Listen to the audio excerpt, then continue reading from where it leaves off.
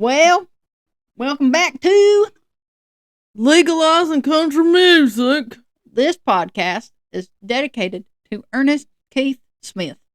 Woo! Woo! Welcome back to Living Outside the Closet.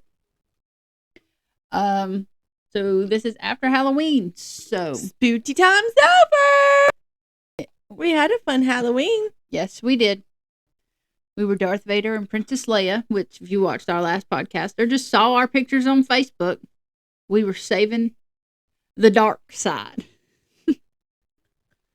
But before we were saving the dark side, we were legalizing country music with Ernest. so here's our Ernest update, guys. Remember last time we did Yeah. a podcast when we were there to legalize country music with Ernest. But we didn't talk about the actual Ernest because we did the podcast before that. Well, we were supposed to talk about Ernest in our Halloween costumes, but we just decided to do Halloween stories. Yeah. So, anyway, now we're going to talk about Ernest. We got to meet Ernest. Yes. For 2 seconds. 2 whole seconds. He knew who I was. Like, he remembered me because he said, "Hey, how are you?" And I said, "I'm good. How are And he you?" looked at her like 15 times through the performance. Now, he always, anytime I've ever seen him, I have got the proof of video at the video at the video. He'd be looking at me. I mean, we all know I'm gay, so it's not like a "what's up, girl," but I think he knows music talent when he sees it. Well, him and his wife Delaney have liked your stuff. They have. He's liked my videos of me singing. He's seen my stories, my TikToks. So he does know I exist, guys. He's just yet to ask me to record with him. I tried. Yeah. So so everybody was supposed to take a picture with him, like you and your group. Well, I took mine. I got one without Amy. Had to take my time to shine. And then when my picture came up, she got in it. Yeah, so I took mine first, and then it was her turn to take her picture. And so I kind of walked away, and I looked at Ernest, and I looked at Amy, and I looked back to Ernest. I said, "You're going to get double of me." And so I said, and I took it with her. I said, "She can sing Lainey's part for you tonight." He said, "Yes, ma'am." Amy scared the crap out of that poor boy. He didn't know what to do with this cougar. So we got to meet Ernest. We were freaking right. Like, you got the gate and then the stage. Like, we got a private show. So we got to take a picture, meet and greet with him, take a picture. And then we got a private show. He sing 3 or 4 songs? Yep. And we got this flag. Yeah, we got goodie baskets. We had VIP lanterns. What are they called? Lanyard. It was with his picture, said VIP, legalizing country music. We got a pin, wristbands, a flag. So we got all the things. A signed poster. Mm-hmm. So with that, I'm going to frame the signed poster. And he sings Flower Shops, y'all. Okay, so for you guys that don't know Ernest, he is a country music artist. But you probably, if you don't know him as a whole, like me just saying Ernest, he writes a lot of songs that you probably know. He writes for Jelly Roll, Morgan Wallen. I mean, literally, Dan and Shay, Florida Georgia Line. As Lainey Wilson put it when she introduced him to the Grand Ole Opry, he's the writer that every country music artist wants in their phone. You want your number, his number in your phone. Like, he is the epiphany of, like, and he goes so unrecognized. And I told Amy, I said, I love him with everything in me, but for my selfish sake, I hope he never blows up. Because I love him so much. Like, if only you knew how many songs he really did write. Yeah. Wow. Cody Johnson. I mean, I can just keep naming. But I'm not going Long live cowgirls. That one. He's somebody's problem. I mean, he's wasted on you. All of them.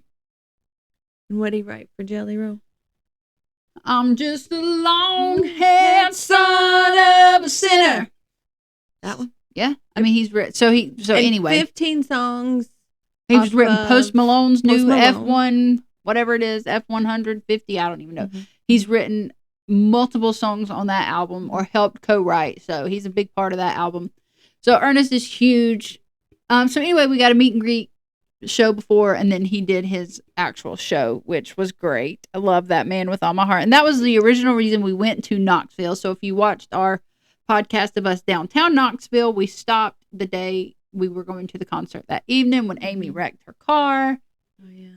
And so I wrecked my hip, too. Okay. Because we walked a lot. Oh. Yeah.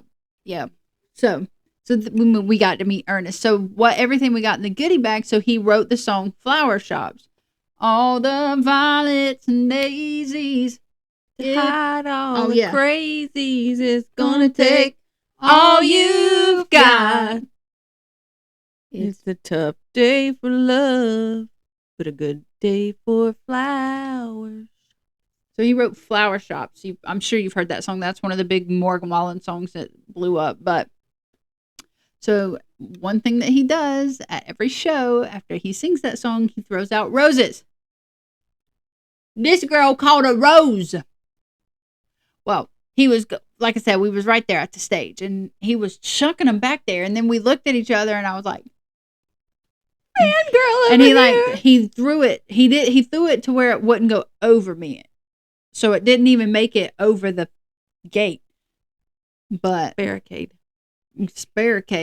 I said sparricade. But he threw that rose. What'd your homegirl do? She got it. No, I did not act like that. You said. I said. And then I was like, I got it. And then the lady beside me, she was like mad. She was like, I don't think they could see it. She's licking her butt. She was like mad that I got the rose. And what'd she say? She said something like, "Oh, You really wanted that or something?" I don't know. I guess because she's. I don't know. So anyway, she was like, "Did you really want that rose or something?" And I was like, yeah. She was like, "Oh, okay, well, good job." Just because she's a masculine lesbian. So another funny roses from Ernest. And just because I'm a lesbian don't mean that I don't love Ernest. So he's got like a new band. So his other band, I thought they were cute. They were just dorky and fit Ernest and everything. Well, now his new band members are young and like cutie patooties. All the girls love him even more now because of his band members. Like half the girls standing around us were there for his band member, his fiddle player and his steel guitar. So the lady beside me, this was before I caught the rose. I only recorded Ernest, like literally followed him around the stage. Well, all the other girls were recording the guitar players and stuff. And I was like, rude. Ernest is the man. Nealon, stop. We're not fighting. Go. Get down. Go. So anyway, the woman looks at me and she goes, one of the band members was right in front of us. I mean, and they were really close. Like we could have touched them. And she goes, "Man, I bet this is why you were here too. Aren't they hot?" I looked at her and said, "I'm gay." And she looked at me and she goes, "Well, you can still find them attractive." And I was like, Ernest! So, but we had a really good time. Yes, the only thing, like we literally stood for 5 hours, 6 hours straight. After walking for like 4 hours. Yeah, we spent the day walking in Knoxville, went home for an hour, changed. No, we didn't even change clothes. Went home, recorded the podcast, left. Mm-hmm. We got there like an hour early, waited in line for the VIP stuff, and then did the early meet and greet. They did have seats, but if you wanted your spot at the stage, you were not moving. Yep. There were seats on the wall, like on the sides, but everything else was standing room only. So we stood at the barricades. I did walk off and leave and go to the merch stand and stood in line merchandise to get some t-shirts and stuff. And then got her a bottle of water and got me a burr. Just one. Our burp stunk after that. Well, I keep trying. You know when you drink beer and your burps stink, I'll be like, or try to play it off so it goes to somebody else and not on you. Goes to Tabitha and Mary. Anyway, so we had a great time. Well, so then we had a great time. The concert, got over at 11, so that put us back at our Airbnb. I don't know. It wasn't bad traffic or nothing. We got back soon, so just say we got home. We parked on the street right across from the venue, so we were just right there. So we got home 11:30, whatever, and we traveled with the dogs. Well, they had done so good that night. That's the best they ever did do on Get Off My Flag, boy. So I am the type of person, I have to take a shower. No matter what time we get home, no matter what time I wake up, I will take a shower in the morning, and I will take a shower before bed. Midnight, 2 o'clock in the morning. So we got home. We were exhausted. I was like, well, I'm going to take a shower real quick. And so she's like, all right, well, I'll let the dogs out, whatever. And the backyard at the Airbnb was fenced in. So, like, they could do their own thing. It was fully fenced. So I take my shower, and I get out, and I'm hearing Amy hacking. Like. Well, I had, like, this tickle in my throat that wouldn't go away. Because Ernest was raising it up at the concert. So. When he sang, I went to college. So everyone for this legalizing country music, Amy, you gotta stop singing. For this legalizing country music, every time he sings I went to college, I went to jail, he smokes a blunt. Well, when you're 2 feet away from somebody smoking it up, I mean, even the lady that didn't know I was gay, even though you can't miss that I'm gay, looks at me and she goes, oh. And I was like, honey, I don't even smoke, and I'm dying. I was dying. So I guess that got my nose itches. Got like in Amy like a sensitive lungs. Yeah, like it irritated her, I guess. So she coughed the rest of the freaking night. So when I get out of the shower, I hear her still coughing. So I get dressed and I walk out there, and to the back door they have a glass door. And I still and so I said, oh my gosh, do you need some water? And then I hear I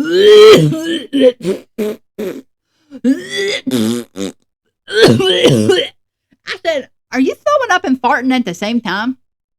Well, that made her mad. You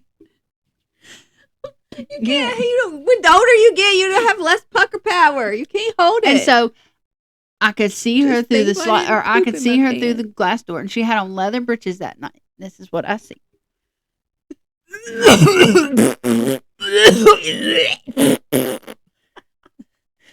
So then I heard her farting. Okay, it was clear as day. She's ripping it. And so I thought, Lord, well, when I said, are you out there throwing up and farting? She said no. She was only throwing up. I said, you were farting. I said, you want a glass of water? She's like, yeah, and the paper towel. And she's like a 5-year-old when she throws up. It's everywhere. It's on her hair. It's in her hands, on her shoes. And I'm like, what? Do you not know how to barf? And it wasn't like chunky throw up. It was just saliva or something. It was stringy. Ew. Okay. Oh, move on. Okay. Anyway, it was, well, for you, because we know I don't like throw up. So it wasn't like throw up that's nasty. It was just like, I threw up my beer. Like, yeah, it was like water. Like, it was like that type. Anyway, go ahead. So take her some water out there, and she's mad at me because I am cackling at this woman. Because I did not fart. Kneel and stop. We're not fighting. And so I was like, okay, whatever. So she sits out there and drinks her water. Well, then she goes to bed and whatever. She didn't fart. We didn't talk about it again because she did not fart. So then we wake up the next morning and we're laying in bed, and she rolls over and she goes, I was farting while I was throwing up. I was like, I told you was farting. Well, I didn't think I was, but the more I thought about it, I was farting. So, and then we went home. So then we had to sit for 5.5 hours in the car. Mm-hmm. Well, then my hip hurt. And it was hard to walk. Like, it was painful. It hurt to walk. And I thought, Law, I'm just not in good shape. I need to start exercising. Wait, on our drive home, we don't like really listen to music. We're audio people. So we listen to a book when we travel. And so we were in some traffic, like there was heavy traffic coming home. We were kind of in a sit still for a good bit of it. Well, this is one of the most tickled I have ever been with you in 6 years. We got tickled about that coughing and farting in the car. We have never laughed so well. We probably have, but that was one of the hardest I've ever laughed with you in my life. Like she couldn't see you driving. I was gagging on the food I was eating. I was choking. I mean, it was the funniest we had ever laughed. So then this whole weekend just showed her for having to stand and walk more than 30 steps. Showed her she was out of shape. Yeah, we came back on a Friday, so I thought, well, we have a gym in our neighborhood in the clubhouse. It's free. I can download this app that my friend uses, and I'll just start exercising again. Like, there's no reason why I shouldn't be able to walk like this. And she got up and went on Monday. I did. I was excited. I walked to the gym, and like it felt good. I was happy. When we have to get up to work out in the morning, if it's before we go to work, I mean, we're having to get up at 5 o'clock in the morning. So, and I got up and I did it and I worked out and I felt good. And then I walk out. It was leg day. And then I walk out. Well, you have to walk down some steps with no rails. And if you work out, you know, when you have a really good leg day, it's hard to walk downstairs. It's like Jell-O, like spaghetti legs. Well, I had to walk down sideways because I noticed I was going to fall if I just kind of walked straight down. And then I walked home and I thought, oh, this is good. This will relax and I can stretch my muscles. And I even stretched before I left the gym. Like, I did all the things. I couldn't sit down on the toilet for the next week. And she's not kidding. Week. And week after, she was still complaining. Yeah, I didn't get up and go back to the gym. She's never gone back to the gym. I'm going to try tomorrow. I am. But I'm going to take it easy. Like, I worked out like I had been working out for 5 years straight. Like, and that's one thing that really kills me about her, because we go on and off. Easy. Well, Amy, I love you with all my heart, but she is a horrible motivator workout partner. Period.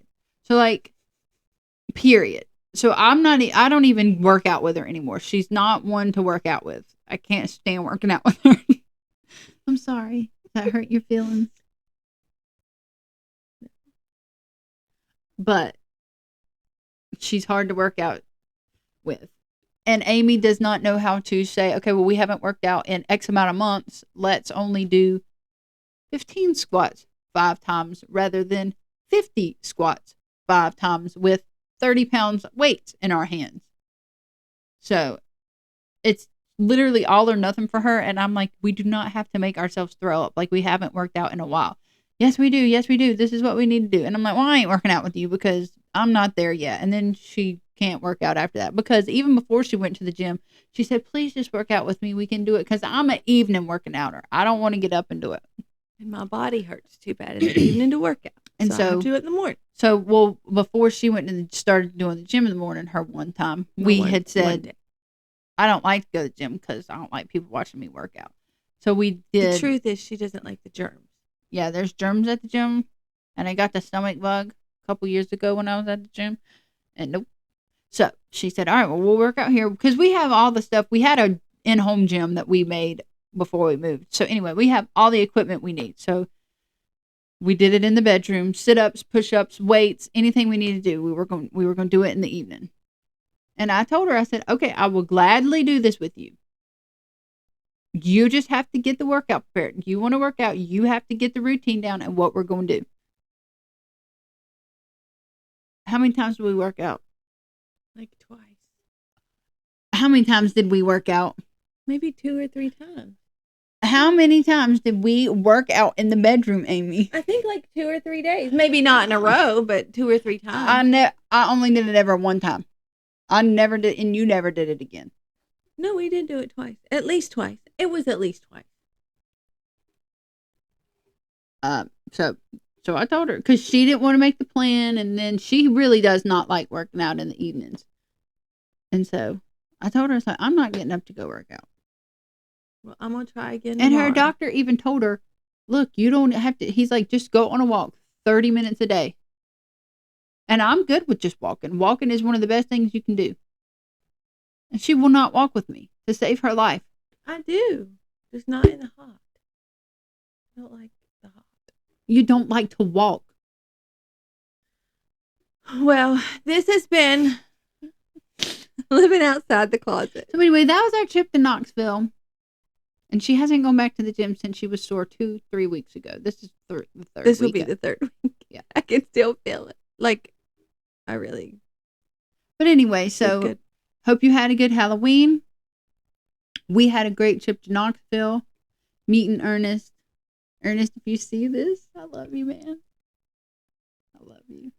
We're going to put our Christmas up next weekend. Yep, next weekend starts so our Christmas. next podcast, it'll be all Christmassy. But just been living outside the closet. Thanks for watching, guys. We enjoy seeing your comments back to us. They make us laugh. Yes, we love it when you talk to us. When you communicate. What do you say? Interact. Yeah. We like the interaction, guys. So, anyway, thanks for joining in. Bye. Bye.